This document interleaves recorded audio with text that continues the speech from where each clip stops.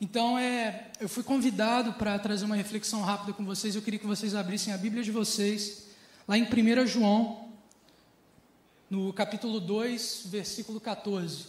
1 João, capítulo 2, versículo 14. Deus fala muito com a gente através da nossa juventude, inclusive durante a nossa juventude também. Então, eu peço que você, abrindo esse versículo, possa estar acompanhando junto comigo. O apóstolo diz assim: Filhinhos, eu escrevi a vocês porque conhecem o Pai.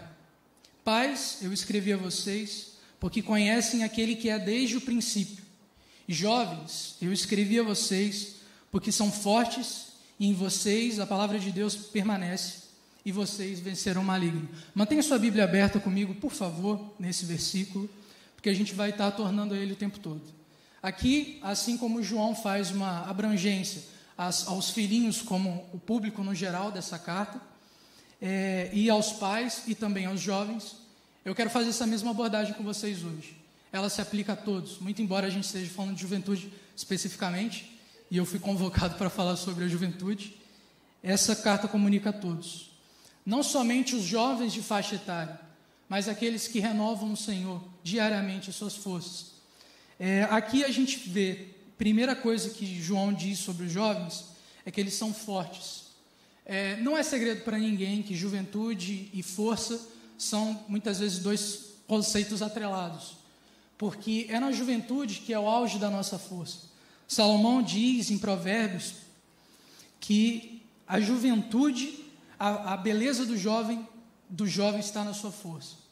Paulo entendeu na sua pele o que significa a verdadeira força.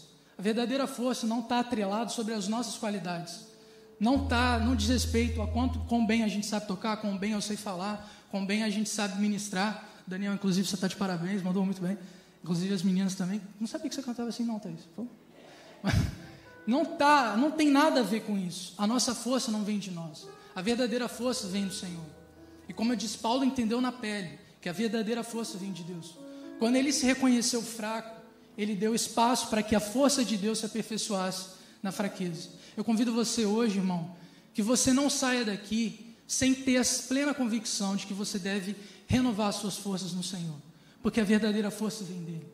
A força de Deus se manifesta através de graça e através de poder. Se nós desejamos ser fortes e poderosos no Espírito Santo, nós devemos reconhecer que somos fracos. O segundo item dessa mensagem que João diz é que a palavra de Deus permanece. E aqui eu queria compartilhar com vocês um testemunho que eu acho que eu não podia fugir sem falar, comunicar esse testemunho com vocês. Em 2017, os meus pais, eles viajaram e eles trouxeram um presente, tipo uma caixinha assim, bem embrulhada. Era 2017, mas eu ainda assim estava esperando algum brinquedo. Não me perguntem como, mas a minha expectativa era essa. E na hora que eles abriram e falaram, toma, abre aí que não sei o que, eu vi que era uma Bíblia, eu fiquei meio decepcionado. E eu creio hoje que eles não podiam ter me dado um presente melhor, sinceramente. A Bíblia é justamente essa daqui, nova tradução na linguagem de hoje. Compre para os seus filhos, é muito fácil de ler, é muito bom. Foi muito bom para mim. Isso foi em 2017. E o tempo foi passando. Nesse tempo, como eu falei com vocês, eu não estava muito interessado nas coisas de Deus. Eu estava um pouco distante.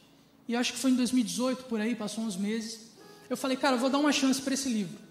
Meus pais falam tanto dele, eles se baseiam tanto, falam tanto da Bíblia. Vou dar uma chance, vou ler. Eu fui arruinado. Foram poucos meses, eu já tinha acabado. E estava, meu Deus, isso daqui é bom demais. Como eu nunca li isso antes? E parece que eu tive uma segunda chance de vida ali naquele momento. Quando essa mensagem entrou no meu coração. E muitas coisas que eu sei hoje ainda, que, poxa, passou um tempo já, eu me aprofundei, estudei, e muitas coisas que eu ainda sei hoje são fruto daquela época, daquela minha primeira leitura. A palavra de Deus permanece, porque ela é poderosa. Aqui, quando João diz palavra, ele está usando o mesmo grego que é logos.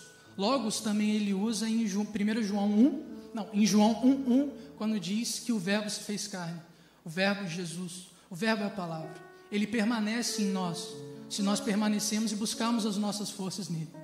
Por último aqui, como eu pedi para vocês manterem aberto, vocês venceram o maligno.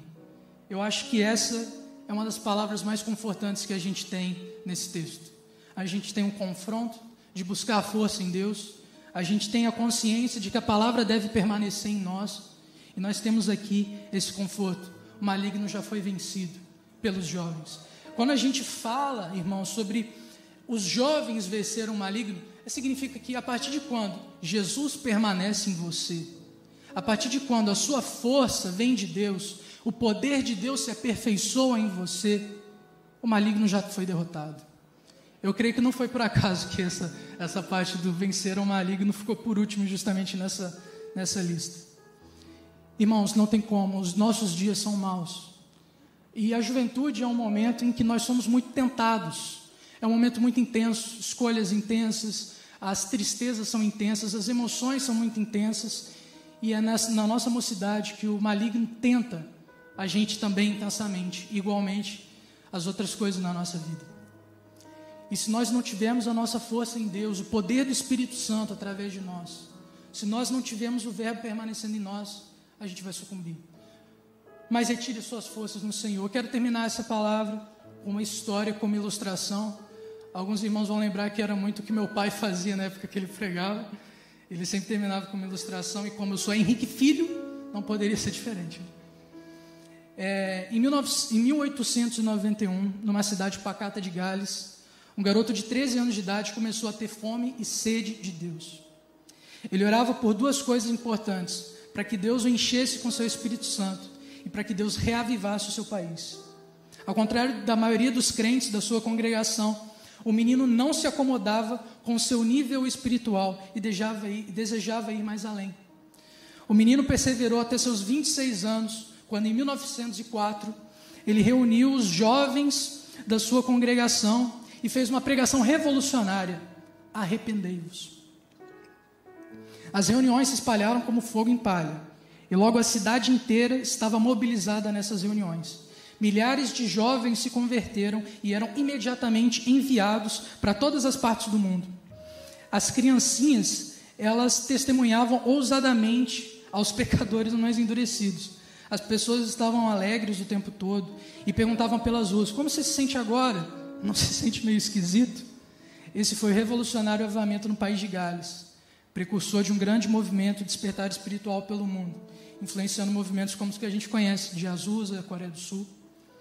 Então, irmãos, você pode não ser mais jovem pela sua faixa etária, mas ainda é tempo de você renovar suas forças no Senhor. Ele tem um avivamento guardado para aquele que deseja restaurar como odre. Nós somos odres do Senhor, e o que é velho pode se tornar novo mais uma vez. Por isso, arrependa-se, quebrante-se na presença do Senhor. Não existe nada mais poderoso do que um cristão com lágrimas e joelhos no chão. Por isso ainda é tempo. Não se incomode com a sua idade, mas busque renovar suas forças no Senhor. Deixe a palavra de Deus permanecer em você, que o maligno já foi derrotado. Amém.